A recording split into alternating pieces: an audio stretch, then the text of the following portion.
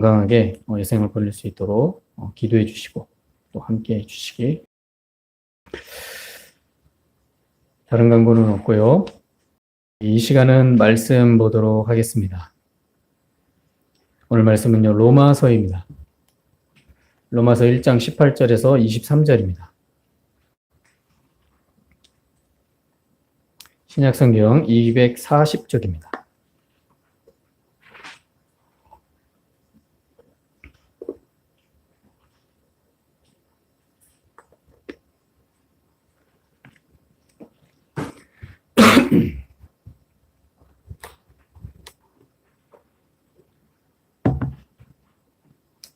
다 찾으셨죠? 한 절 한 절씩 교독하겠습니다. 로마서 1장 18절에서 23절입니다. 하나님의 진노가 불의로 진리를 막는 사람들의 모든 경건하지 않음과 불의에 대하여 하늘로부터 나타나나니 하나님을 알만한 것이 그들의 속에 보임이라 하나님께서 이를 그들에게 보이셨느니라.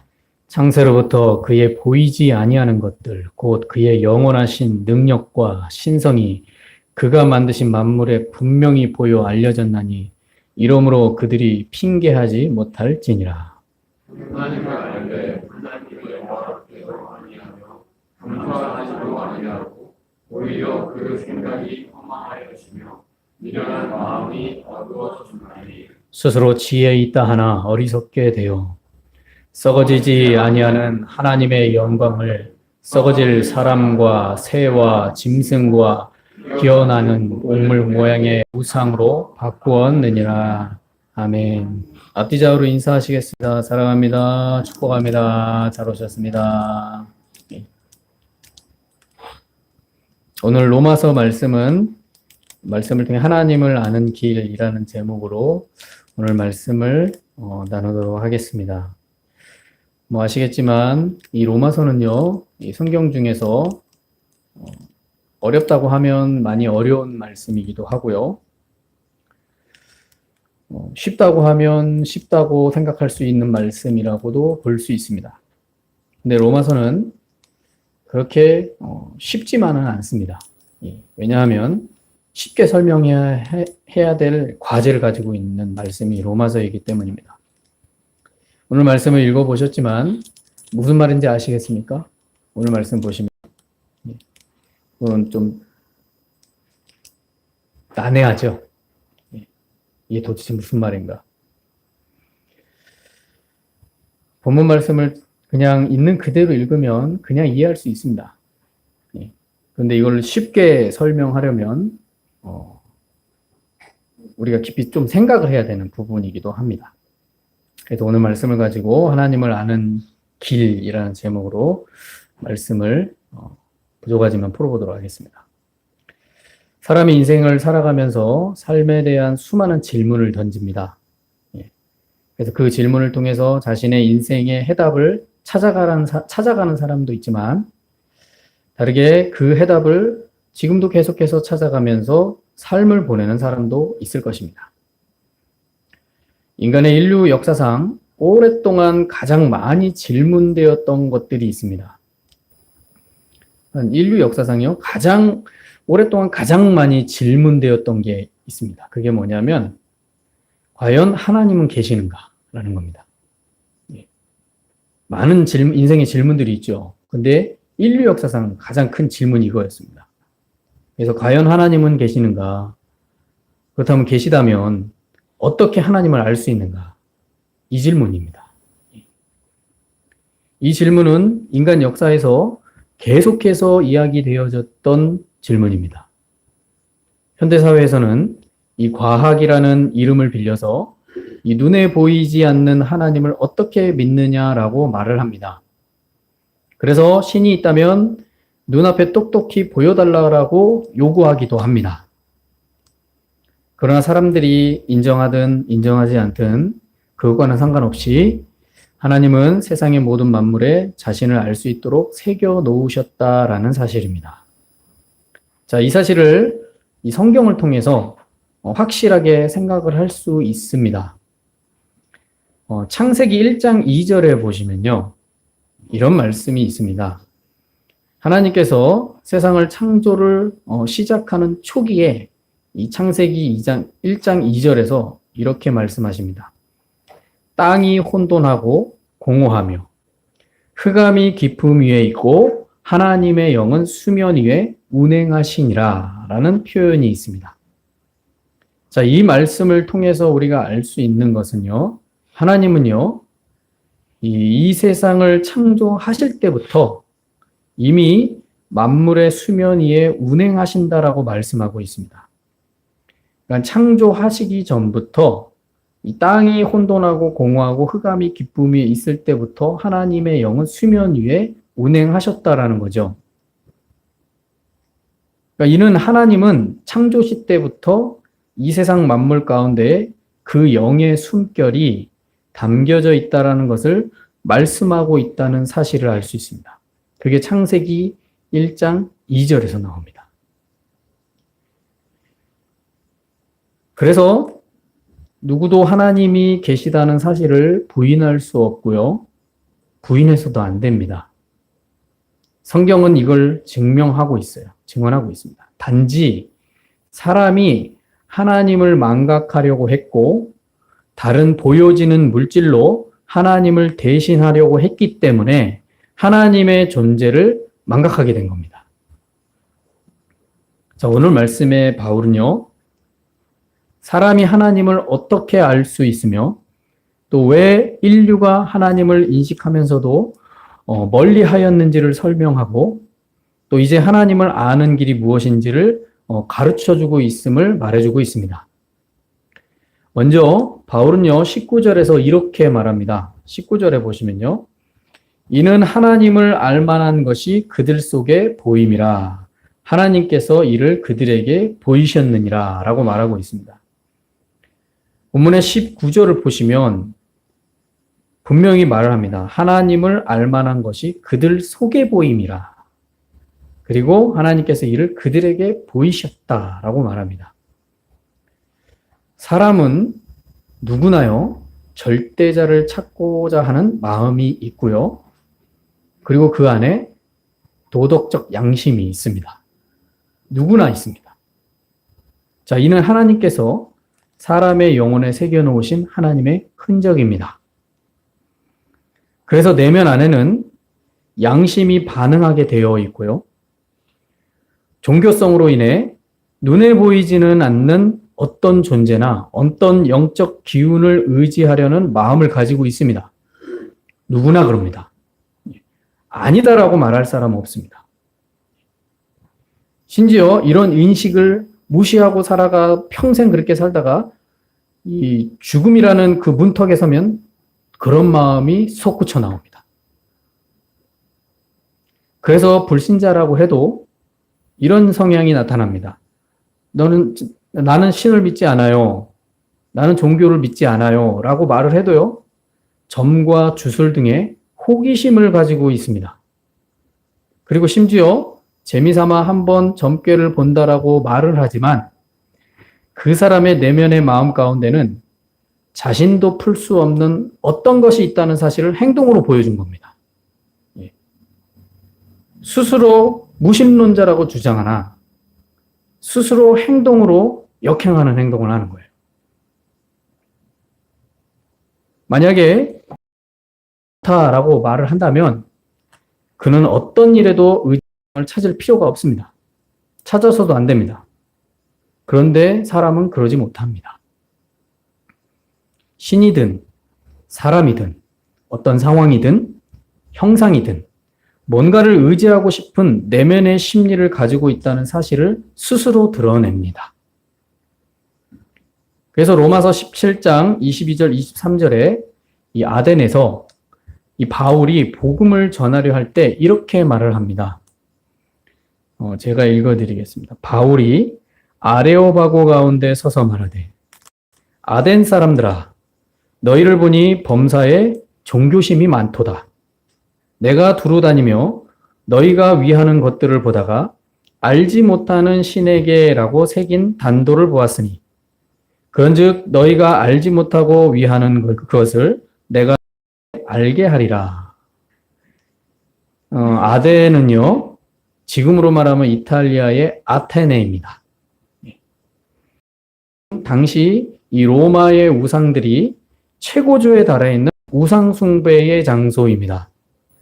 우리가 아테네 생각하면 제우스 신, 주피터, 여러 신들이 나오지 않습니까?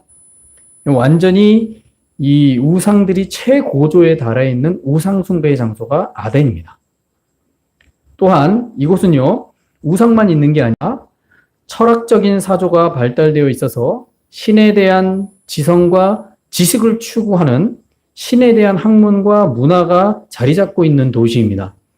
그래서 사람들의 어떤 지적 수준도 아주 높습니다. 이곳에서 바울이 한 비석에 새겨진 알지 못하는 신에게라는 글을 보고서 그 알지 못하는 신에 대한 이야기를 알게 해주겠다고 말한 겁니다.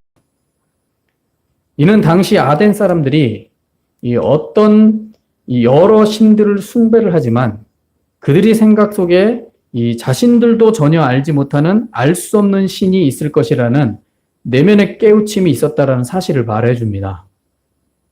비록 우상 숭배를 하지만 그들의 마음 내면 가운데는 우리가 알지 못하는 어떤 신이 또 있을 것이다라는 생각을 하는 거예요. 바울은 이 점을 파고든 겁니다. 그리고 하나님의 복음을 설명하려고 한 것입니다.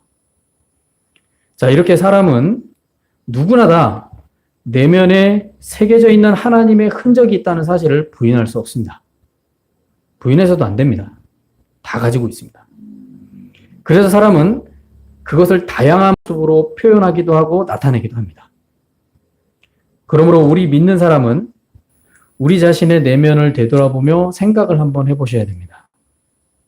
하나님을 믿고자 하는 믿음이 있다면 이는 참 복된 겁니다. 아, 내가 하나님을 믿는 믿음을 가지고 있어. 이건 참 복된 것입니다. 그러나 그 믿음이 생기지 않는다면 자기 자신의 마음 안을 한번 들여다보십시오. 그리고 나의 인생을 이끌어가는 뭔가가 있지 않나 하는 생각. 또한 누구도 가르쳐주지 않았는데 보이지 않는 어떤 것이 있다는 생각. 만약에요, 귀신이 있다고 생각을 한다면 스스로 한번 질문해 봐야 됩니다. 귀신을 본 적이 있는가? 귀신의 소리를 들어봤는가? 걸을 때에 대부분의 사람들은 아무도 없고 조용한 어두컴컴한 길을 걸을 때에 으슥한 느낌이 들죠. 그렇지 않습니까? 으슥한 느낌이 듭니다. 왜 그런 느낌이 듭니까? 누가 그러한 감정이 생기라고 가르쳐 준 적도 없는데 왜 으슥한 느낌이 드는가? 들을 필요가 없거든요. 근데 본능적으로 으슥한 느낌이 드는 거죠. 누가 가르쳐 주지도 않았는데. 자, 이러한 내면의 반응을 한번 생각을 해보면 하나님의 존재하심이 없다고 생각할 수 있을까요? 귀신이 있다고 믿는다면 하나님이 없다고 생각할 수 있을까요? 이렇게 역설적으로 한번 생각해 보는 거죠. 귀신이 있다고 믿는다면 하나님이 없다고 생각할 수 있습니까? 자, 이렇게 하나님이 계시다는 사실은 멀리서 찾는 것이 아니라 사람의 내면에서 무엇에 반응하는지를 살펴보면 하나님이 계시다는 사실을 너무나도 확실하게 알 수 있는 것입니다. 그래서 바울은요, 오늘 19절에서 이렇게 말한 것입니다. 예. 그래서 19절을 다시 한번 보십시오. 이는 하나님이 알만한 것이 그들 속에 보임이라. 하나님께서 이를 그들에게 보이셨느니라. 우리가 육체의 본능대로 살아가면 안 보입니다. 그런데 조금만 생각을 해보면 그냥 느낄 수 있어요. 뭔가 있다. 네. 하나님이 아니라고 생각하더라도 뭔가 있다. 이런 생각할 수 있다라는 거죠. 이성적인 사고가 난무한 이 시대 속에 이성을 추구하는 시대가 되어서 사람의 감성이라든가 아니면 사람의 영적인 것을 무시하는 시대가 됐습니다. 그래서 이성이 최고조에 이른 이 시대 속에 사람의 감성과 이 영혼에 대한 인식이 무시되는 이 시대 속에 계속해서 그런 이성을 추구하다 보니 하나님을 인식하지 못하게 되는 겁니다. 그럼 한번 내면을 잘 살펴보셔야 됩니다. 그리고 느낄 수 있습니다. 뭔가 있긴 있는 거다. 믿음이 안 생긴다면 한번 내면을 되돌아보시면서 생각해 보십시오. 뭔가 있긴 있다. 이것이 믿음의 길을 걸어가는 첫걸음이 될 줄로 믿습니다. 바울은 19절에서 이 아덴 사람들에게 이 이야기를 한 겁니다. 그리고 두 번째는요. 하나님은요. 이 피조 세계인 만물의 자신을 새겨 놓으셨습니다. 20절에 보시면요. 바울이 이렇게 말합니다. 창세로부터 그의 보이지 아니하는 것들, 곧 그의 영원하신 능력과 신성이 그가 만드신 만물에 분명히 보여 알려졌나니 그러므로 그들이 핑계하지 못할지니라. 자, 앞에서 제가 창세기 1장 2절의 말씀에서와 같이 바울도요. 창세로부터라고 말하고 있습니다. 20절의 초두에 뭐라고 말합니까? 창세로부터. 바울은 창세기 1장 2절의 말씀을 알고 있는 거예요. 너무나도 명확하게 알고 있는 거예요. 하나님은 창세 전부터 이미 이 수면 위에 계시고 있는 거예요. 자신의 존재를 드러내고 있는 것이에요. 그래서 바울은 20절에 창세로부터라고 말하고 있는 거예요. 사람의 눈에는 보이진 않지만 있다라는 거예요. 하나님이 수면에 운행하고 계시다라는 거예요. 사람의 눈으로 보이지 않습니다. 손으로 만져지지도 않습니다. 여러분, 하나님이 눈에 보이고 손에 만져지면 믿을 수 있습니까? 그런 존재가 아니라는 거예요, 바울은요. 그러나 분명히 만물 가운데 보여주신다라는 거죠. 드러내셨다라는 겁니다. 그래서 이 창세로부터라고 말하면서 이미 하나님께서 세상을 창조하시면서 자신의 영적 표시를 새겨 놓으셨다라는 사실을 분명하게 밝히고 있는 겁니다. 자, 이 사실을 바울을 20절에서 말하고 있는 겁니다. 그러니 누구도 하나님을 들어본 적이 없다라고 말할 수가 없습니다. 이제는요, 누구도 핑계댈 수가 없습니다. 이렇게 말하고 있는 겁니다.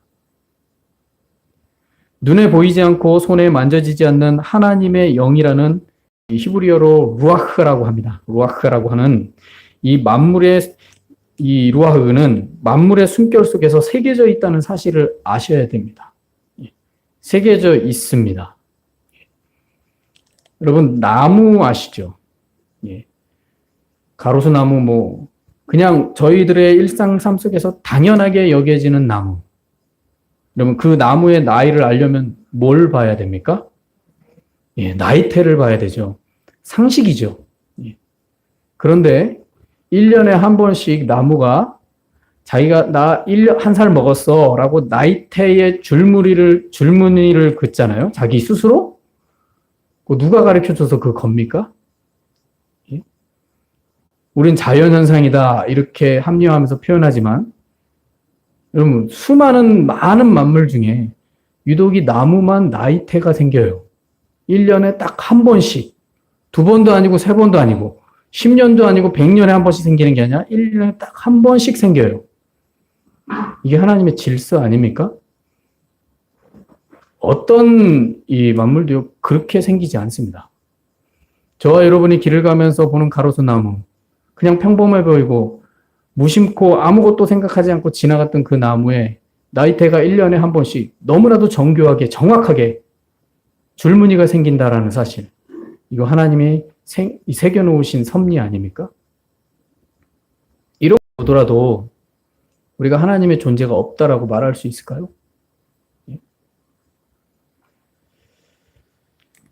미국에요. 프랜시스 콜린스라는 사람이 있습니다. 그에 져서 신의 언어라는 책이 있습니다. 옛날 책인데요. 자, 이 책은 세계 최고의 유전학자인 유전학자가 어떻게 독실한 기독교 신앙을 가지게 되었는지를 풀어낸 책입니다.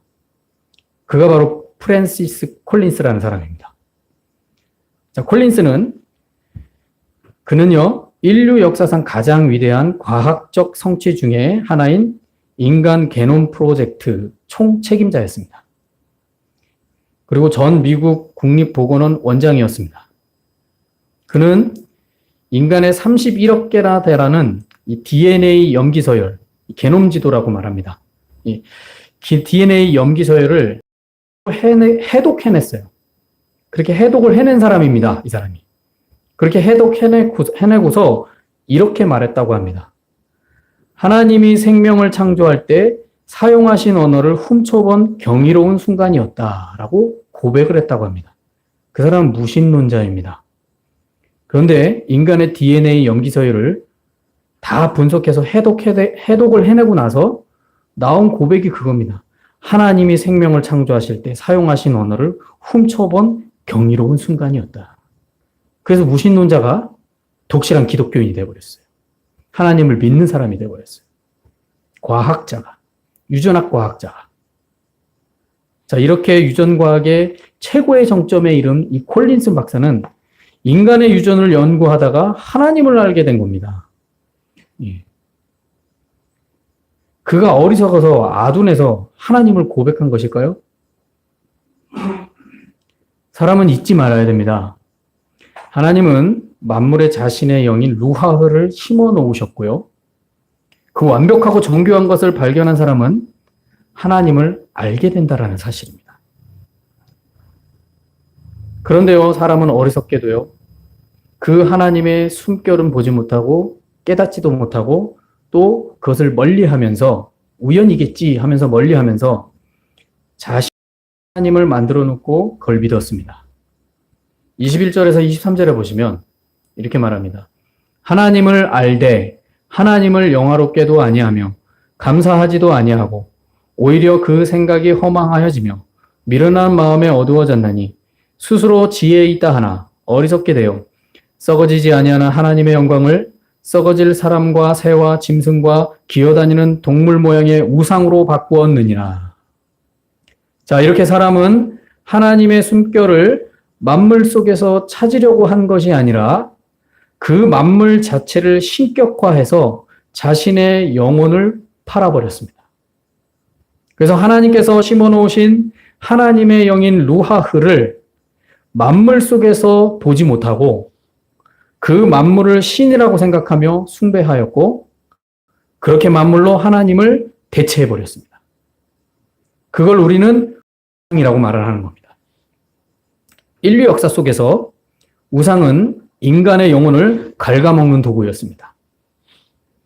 그리고 이 현대사회를 사는 오늘날은 마찬가지로 우상이 멈추지 않고 각색의 다양한 모습으로 사람들의 삶에 들어와서 영혼을 잠식시키고 있다는 사실을 기억하셔야 됩니다. 우리는 오늘 말씀에 이 바울의 가르침을 통해서 하나님을 알기를 바랍니다. 이 말씀이 다소 어려울 수 있지만 하나님을 알기를 바랍니다. 먼저는 우리 자신의 내면을 보면서 신을 의식하는 마음이 있다는 사실을 발견하십시오. 그리고 이 세상 만물 속에 하나님께서 자신을 새겨 놓으셨다는 사실을 우리가 깨달아서 하나님을 믿는 믿음의 길을 복되게 걸어가기를 소망합니다. 그렇게 하나님께서 그의 아들 독생자 예수 그리스도를 통해서 모든 믿는 자의 죄를 십자가로 사하셔서 영혼을 살리시고 또한 인생의 구원과 복을 약속하셨다는 사실을 믿어서 정말 복된 믿음의 길을 멈추지 않고 걸어가는 저와 여러분이 되시길 예수님의 이름으로